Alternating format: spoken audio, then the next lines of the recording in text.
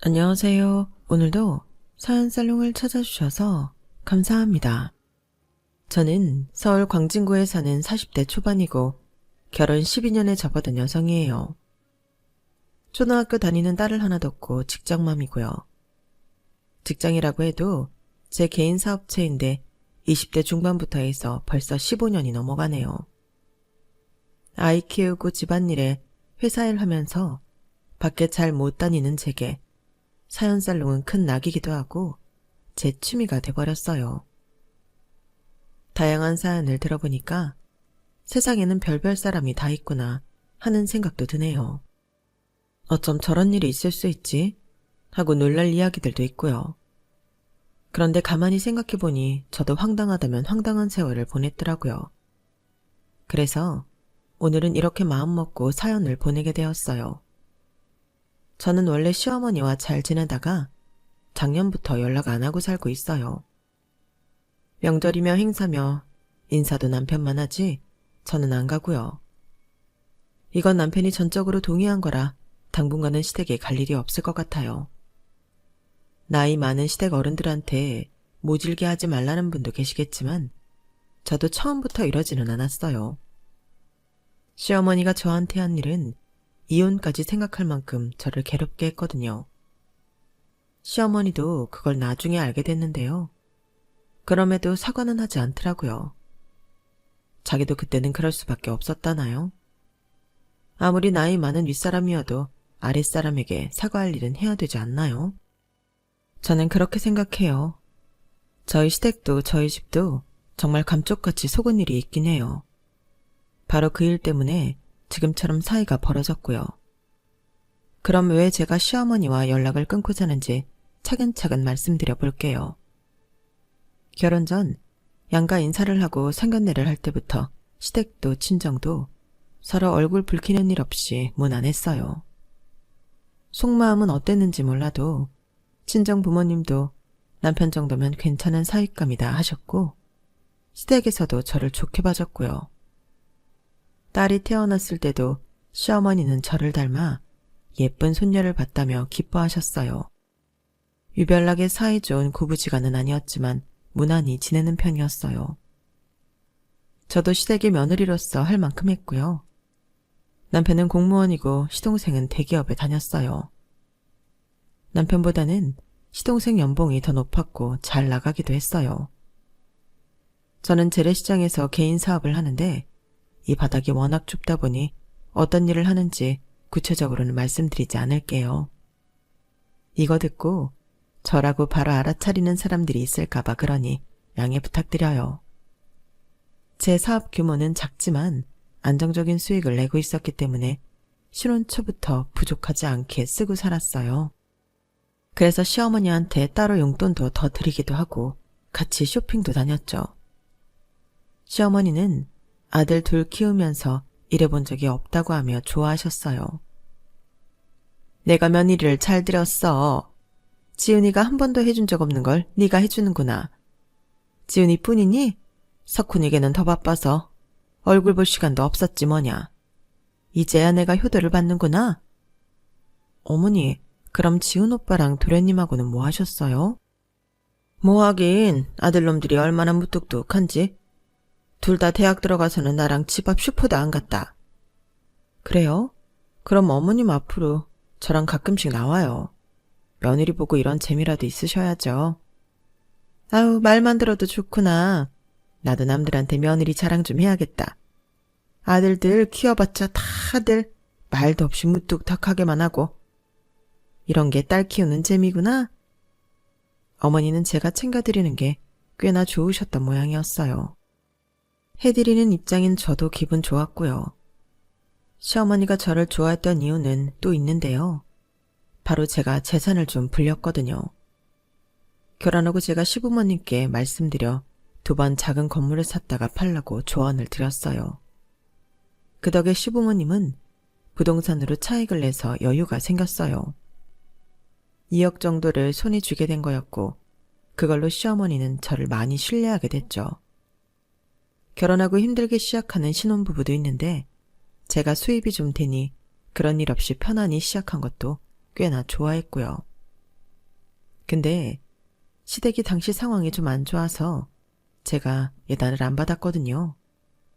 시어머니도 그런 거 욕심 안 낸다고 하셨고요. 아무리 집이 어려워서 며느리한테 잘 못 챙겨줘도 받을 거 다 받는 시댁도 있잖아요. 시어머니나 시아버지나 그런 건 욕심 안 내셔서 예단을 안 해도 된다고 하셨어요. 괜찮은 분들이라고만 생각했어요. 근데 나중에 알게 된 건데 남편이 중간에서 시어머니 요구를 안 된다고 이런지하에 싹 다 잘라버린 거였어요.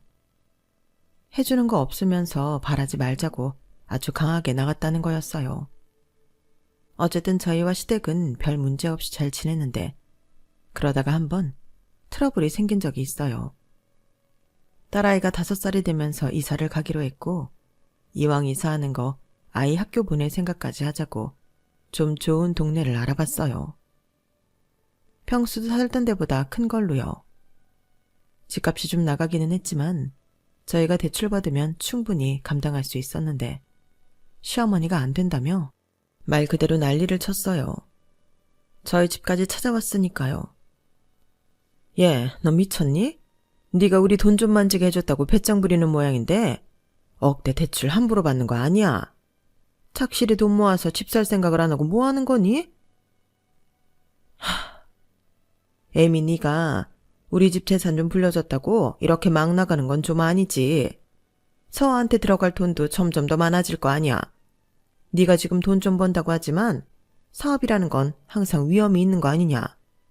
너 그러다가 우리 지훈이 등골 빼먹는 거 아니야? 솔직히 니네가 석훈이 같은 직업 가졌어도 이렇게 말리지는 않는다. 공무원에 시장장 사는 애들이 어디 그런 돈 많은 동네에 가서 살려고 하는 거야? 시어머니 말이 도를 넘고 있었지만 저는 꾹 참고 말했어요. 어머니, 그런 걱정은 안 하셔도 돼요. 그 정도 감수할 저축도 있고 저 괜찮은 주식도 있으니 서아 아빠 등골 빠질 일은 없어요. 그리고 만에 하나 무슨 일 생겨도 어머니한테 피해 안 가게 할 테니 염려 마시고요. 나중에 이렇게 말린 거 후회하지 마시고 저희 일은 저희가 알아서 하게 내버려 두세요. 엄마, 연주하자는 대로 할 거니까 더는 말하지 마세요. 지금까지 연주 말 들어서 손해본 거 없잖아요. 엄마도 연주 덕 봤으면서 왜 그렇게 반대를 하고 그러세요? 아유, 말이나 못하면. 그래, 니들 빚더미에 올라앉든 말든 나는 상관 안 할 테니 마음대로 해. 난 분명히 말렸다는 거 잊지 말아라. 근데 저희가 이사하고 그 아파트 값이 쭉 오른 데다가 제 사업도 전보다 더 잘 되니까 시어머니가 한 말이 좀 어이없었어요. 자기 아들이 결정을 잘했다는 거예요. 어쨌든 저는 기회를 놓치지 않으려 그 아파트를 팔고 좀 더 괜찮은 동네에 지은 지 5년 이내 아파트로 이사를 갔어요. 그러면서 처음 대출받은 거 갚았고요. 시어머니는 그걸 보더니 자기한테도 정보 좀 달라고 해서 제가 시댁이 이사 갈 만한 데를 알려줬어요. 시댁이 이사를 하고 난 후 또 값이 오르니 시어머니도 아주 싱글벙글 하더라고요. 남편은 시어머니한테 이제 제가 하는 거에 태클 걸지 말라며 한 소리 하더라고요. 그리고 저한테도 고맙다는 거였어요. 솔직히 엄마가 석훈이랑 나 은근히 비교하고 자존심 상하게 할 때 많았거든. 근데 연주 니 덕에 내가 그거 다 극복한다. 고맙다 내 마누라. 시어머니도 제 덕분에 돈 재미를 본 게 한두 번이 아니니 저에게 돈 문제만큼은 아무 말도 안 하게 됐어요. 저는 시댁의 용돈도 전보다 더 드리면서 우리만 잘 살자고 하는 거 아니라는 걸 보여줬죠. 그리고 저는 신혼 초부터 시댁 제사 지내는 거 아무 말 없이 잘 따랐거든요. 친정도 제사를 지내니 그저 당연하다 여긴 게 있어요. 시아버지는 제가 요즘 젊은 사람 같지 않게 제사일도 척척 알아서 잘한다며 엄청 좋아하셨어요. 시동생보다 제가 더 자기네 집안 사람 같다나요? 그도 그럴 게 시동생은 자기 편한 대로 하는 사람이어서요. 어릴 때부터 공부 잘하고 인물 훤하다고 시어머니가 칭찬을 아주 입에 붙이고 살았는데 그래서인지 자기만 아는 이기주의자로 자란 것 같아요. 막말로 못돼 처먹었어요. 남편하고 저한테 장남 집안이 부모 더 챙기는 법이라며 자기 귀찮게 하지 말라고 대놓고 말하고요. 대기업 다니며 월급도 많이 받고 머리는 좋아서 일 잘해서 인센티브도 꽤 받는다던데 우리 딸 인형 한번 사본 적이 없는 사람이에요. 그리고 눈이 엄청 높아서 웬만한 여자들은 눈에 차지도 않았고요. 시어머니가 우리 잘난 아들 결혼 못하면 어쩌냐며 혼자 한탄을 한 적이 한두 번이 아니었어요.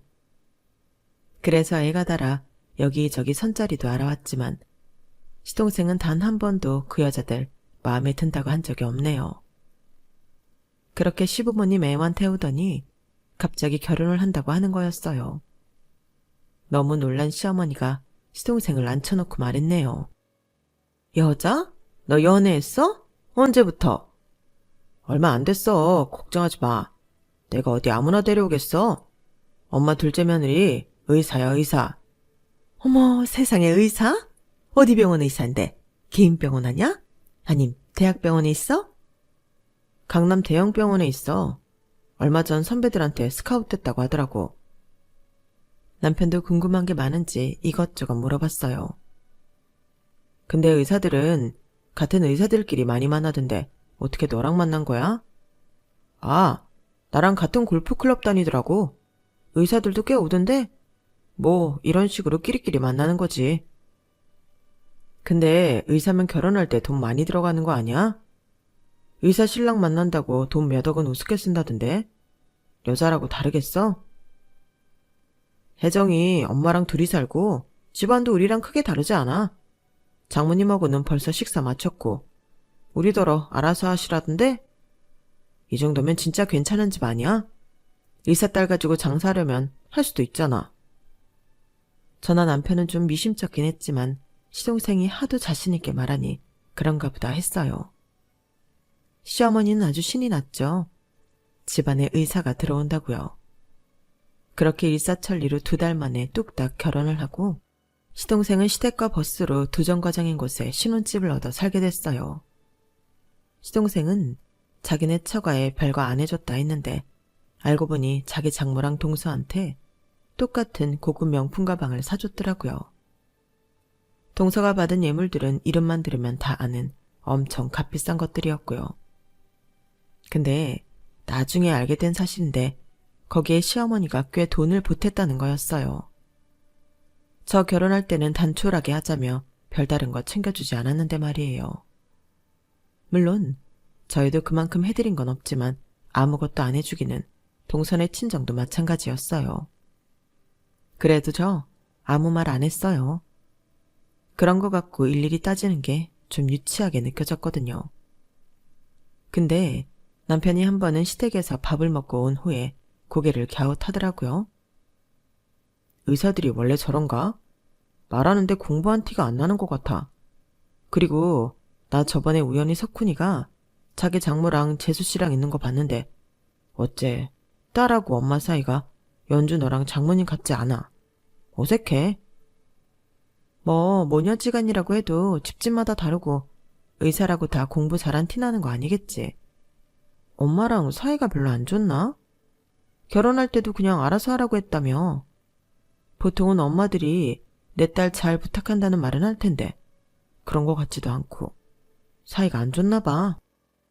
어쨌든 저는 동서하고도 잘 지낼 생각이었어요. 기싸움 같은 거 사회생활에서나 하면 되지 집안까지 끌고 들어오고 싶지도 않았고요. 근데 제가 재래시장에서 일한다고 무시하는 동서에 시어머니가 은근히 동조하기 시작하는 거였어요. 시어머니는 동서를 거의 공주처럼 대하면서 저한테 함부로 하기 시작했어요. 그러다 보니 그간의 정이 무색하게 마음이 상했고 점점 시어머니가 싫어지더라고요. 제 덕에 돈 벌었다고 좋아하더니 의사 며느리 들어왔다며 저를 진짜 도우미 취급하는 거였어요. 그리고 자기 돈 써가며 명품 치장해줘 놓고 받은 것도 없는데 의사인데 결혼해준 것만으로도 충분하다나요?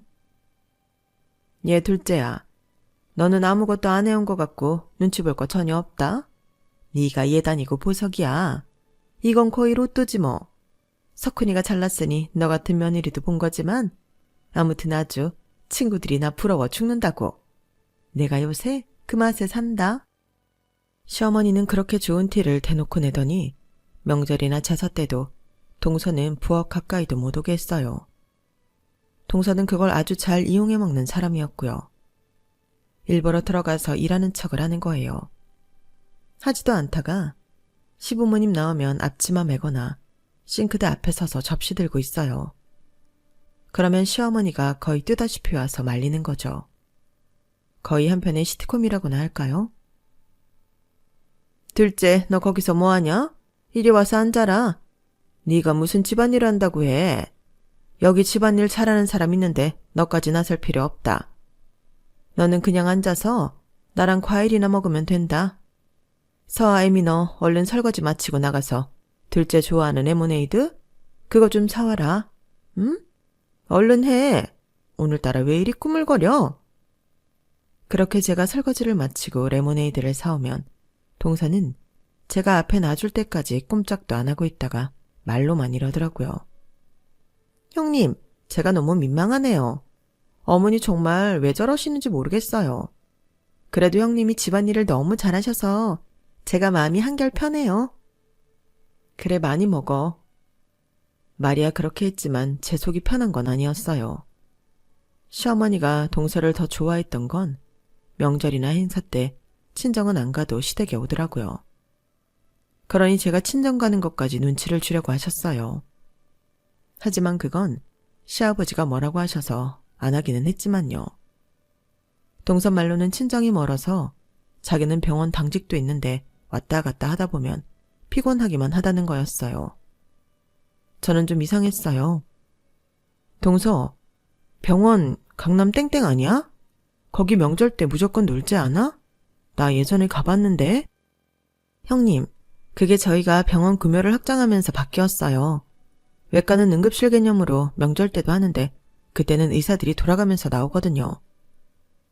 동서는 피부과 아니냐고 피부과가 외과 일을 하냐고 물어보려는데 시어머니가 중간에 끼어들며 말이 끊어졌어요.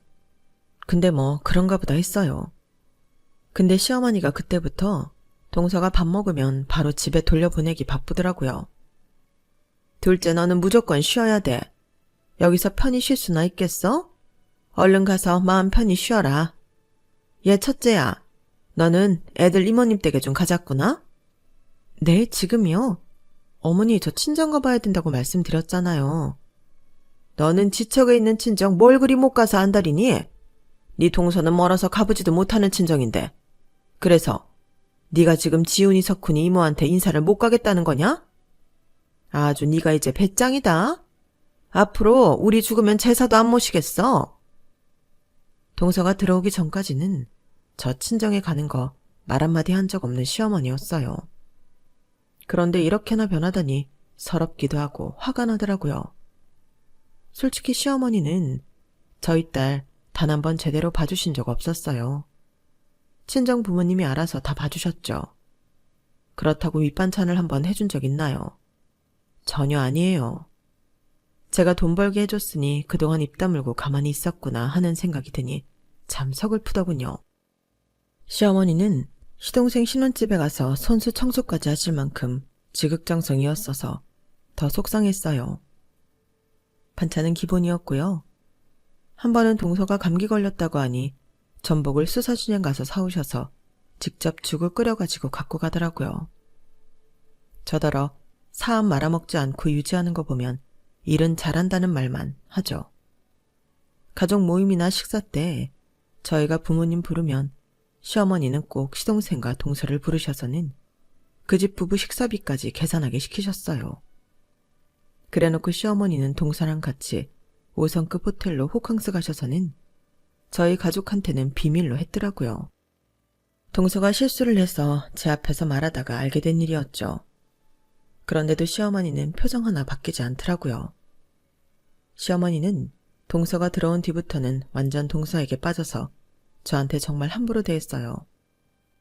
어느 순간부터 저는 더 이상 시어머니와 잘 지낼 수 없다고 생각하게 됐고 인간관계가 이렇게 얄팍한 건가 하고 씁쓸했어요. 시어머니는 어쩔 수 없구나 하는 생각도 했고요. 물론 시어머니랑 잘 지내는 며느리들도 있겠지만 저는 그러네요. 의사가 그렇게 대단한 건가 순간순간 우라가 치밀기도 했어요. 시동생은 자기만 아는 성격이라 남한테 뭐 하나 해주는 걸 본 적이 없어서 그건 자기 부모님한테도 마찬가지였어요. 그래서일까요? 시어머니는 동서가 나중에 자기한테 모든 걸 다 해줄 거라 믿는 것 같더라고요. 자기 아들 몫까지요. 동서가 용돈도 많이 주긴 하더라고요. 시어머니가 저 들으라는 듯 말한 적이 있거든요.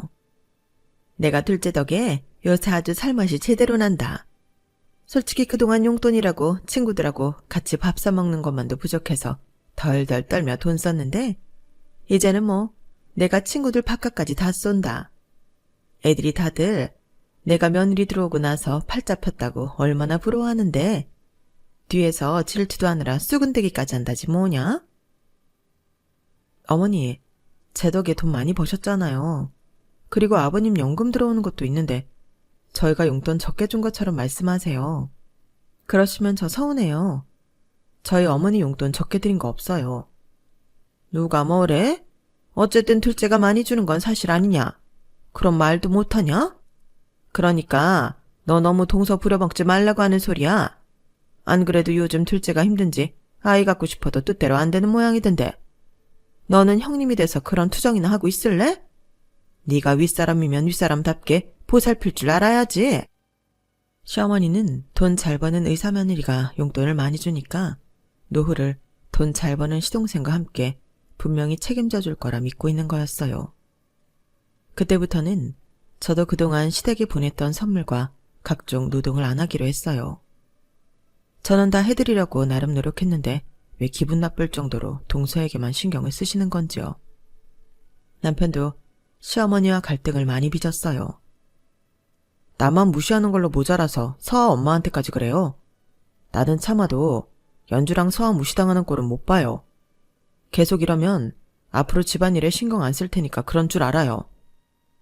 네가 지금 나 협박하냐? 그래, 네 마음대로 해. 시어머니와는 그렇게 사이가 나빠졌고 시아버지도 시어머니와 말이 통하지 않는다며 답답해 하셨어요. 근데 저는 어느 순간부터 동서가 좀 이상했어요. 동서랑 말을 하다 보면 희한하게 홀리는 기분이 들더라고요.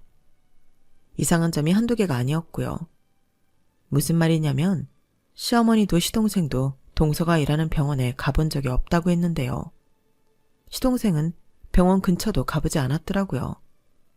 어떻게 그럴 수 있나 싶었는데 동서가 일하는데 찾아오는 걸 싫어해서라는 거였어요.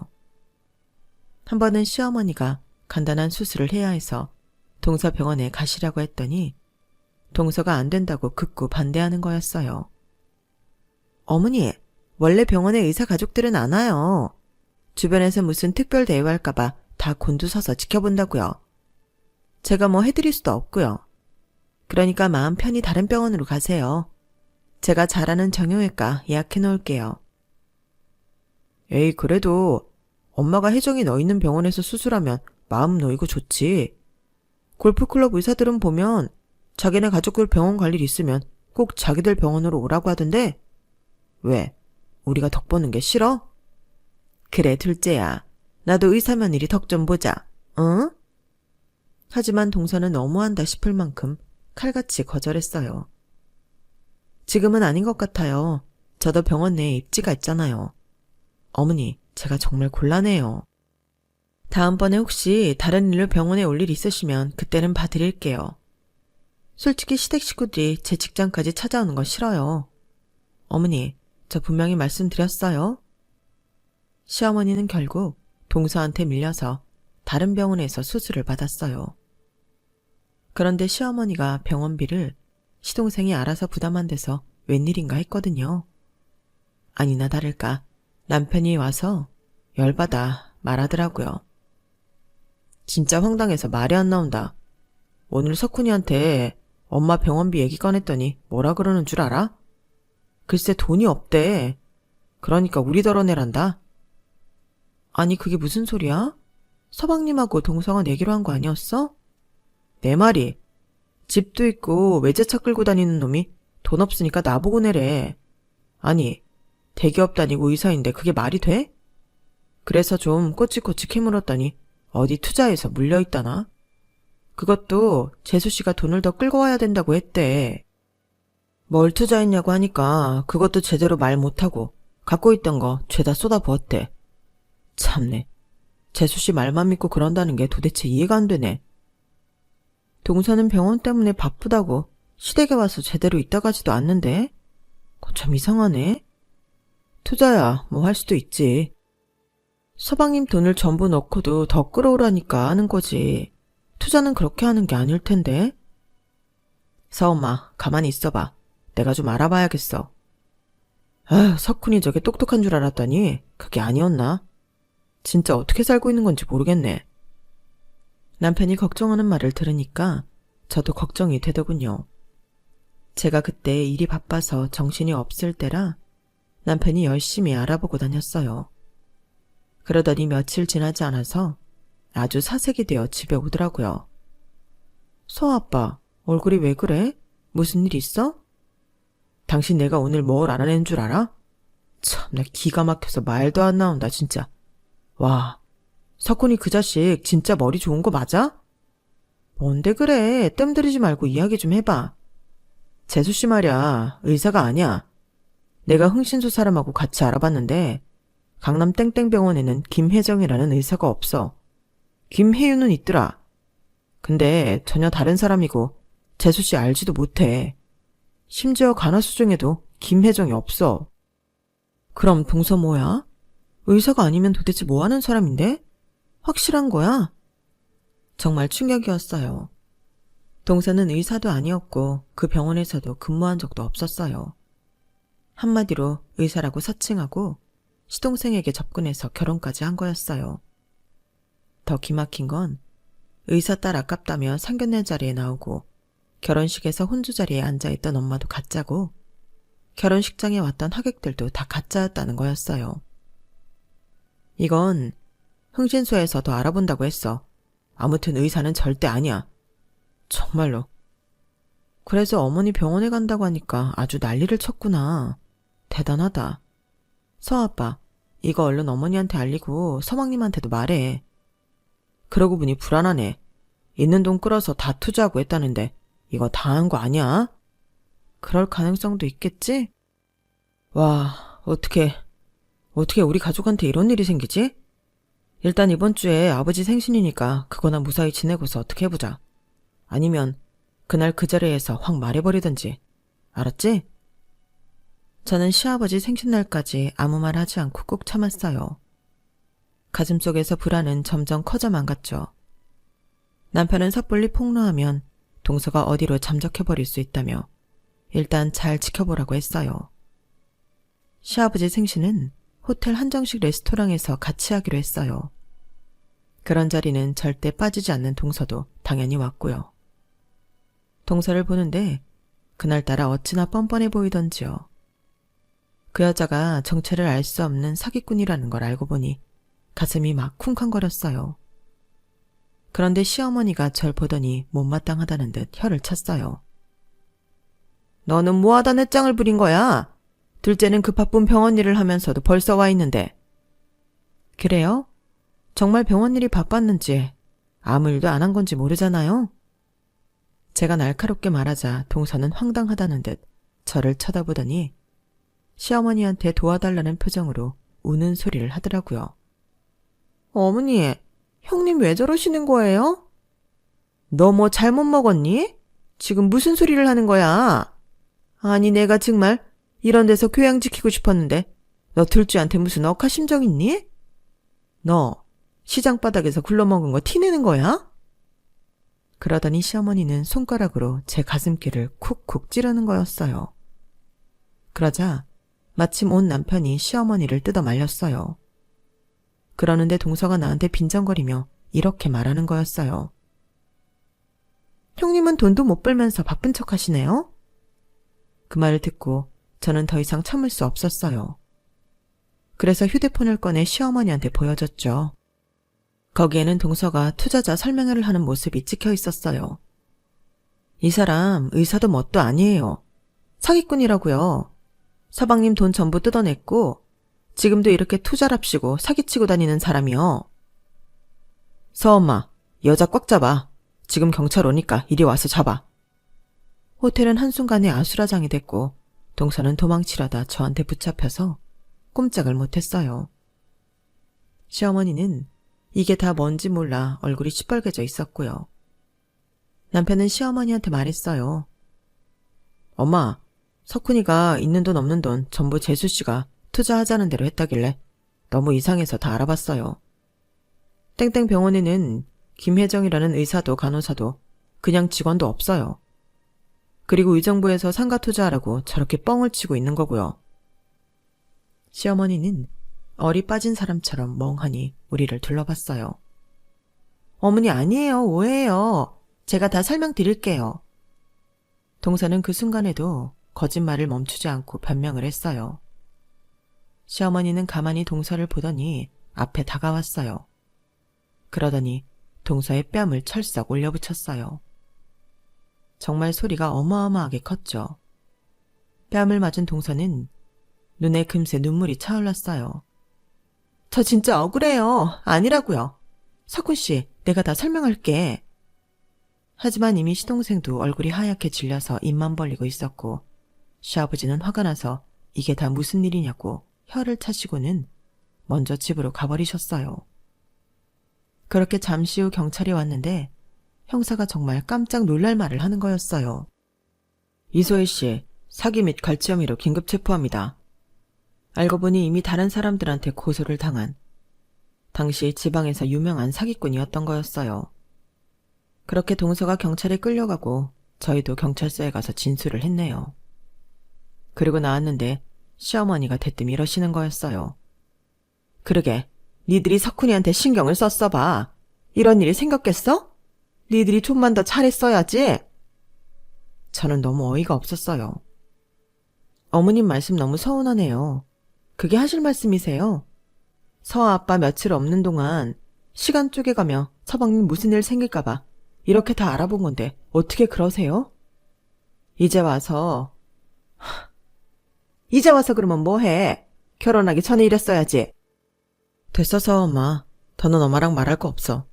엄마가 언제 우리 말 듣기나 했어요? 의사 며느리 본다고 들떠서 우리 식구들 무시나 하고. 사과해요 지금 당장. 하지만 시어머니는 더 꼿꼿하게 우리를 쳐다보며 말했어요. 내가 왜? 나도 피해자야?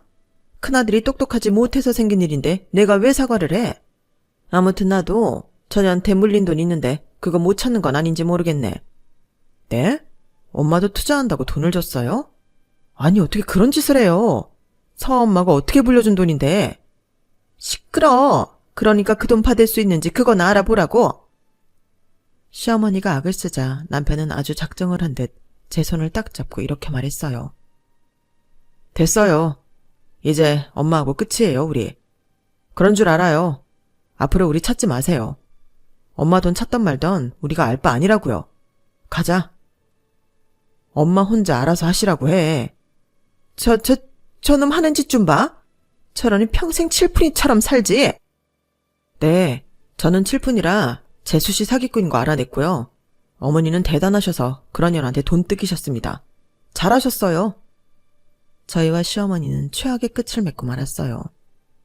동서는 이소혜라는 여자였고 경남 지역에서 사기를 치다가 도망쳐서 서울까지 온 거였다고 했어요.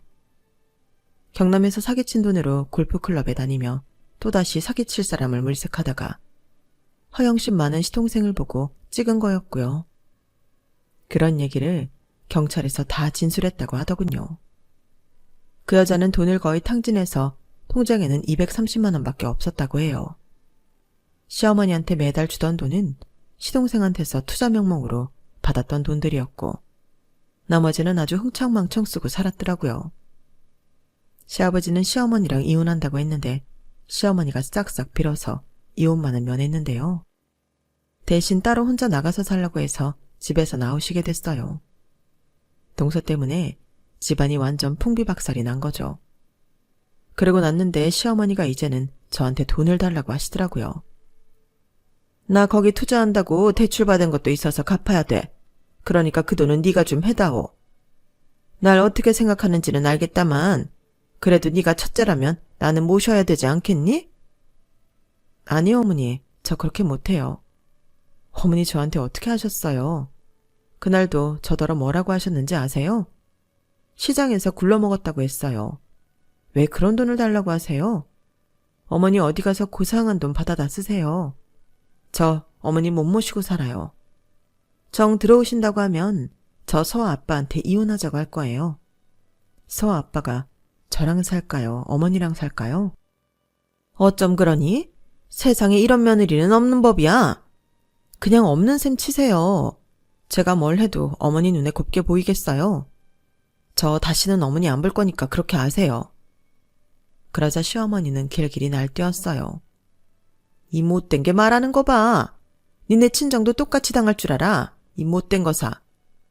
아니요. 우리 엄마 아빠는 지금껏 저희한테 베풀기만 하셨거든요. 그러니까 절대 그런 일 안 당하실 거예요. 사람은 다 자기가 한 대로 받는 법 아니겠어요? 그럼 이만 저 가보겠습니다. 그렇게 카페를 나온 저는 집에 왔어요. 남편도 저한테 잘했다고 하더라고요. 그런데 시동생이 찾아와서 남편한테 돈을 달라고 하는 거였어요. 남편도 시동생하고 격하게 싸웠죠. 결국 남편 입에서 가족도 아무도 보지 않겠다는 말이 나왔어요. 다시 나 찾지 마. 내가 그 집 장남 노릇 다시는 하나 봐. 너만 챙기던 엄마 네가 알아서 잘 모시고 살고 돈도 네가 다 해결해. 알았어? 진짜 징글징글하다. 아무리 가족이라지만 이건 아니지. 다시는 보지 말자. 제발 좀. 어? 결국 시동생의 결혼은 동서가 구속되고 이혼하며 끝이 났고 시어머니와 시동생은 엄청난 빚을 지게 되었어요. 시아버지는 절대 갚아주지 않는다고 하시고 둘 다 내쫓았고요.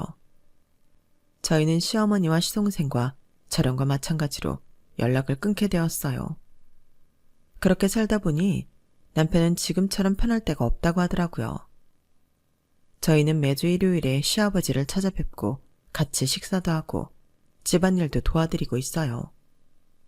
시아버지는 저나 남편한테 몹시 미안해하셨어요. 평생 시어머니한테 잡혀 사셨던 분인데 마지막에 이런 용기를 내신 게 정말 놀라웠죠. 저희가 시아버지는 마지막까지 잘 모시기로 했네요. 저의 사연은 여기까지고요. 다들 제 사연 어떻게 생각하시는지 댓글로 많이 남겨주세요. 그럼 들어주셔서 감사해요. 다들 행복하세요. 여러분, 사연 댓글에 응원과 현명한 조언 부탁드려요. 좋아요와 구독은 저에게 큰 힘이 됩니다. 오늘도 좋은 일 가득하세요.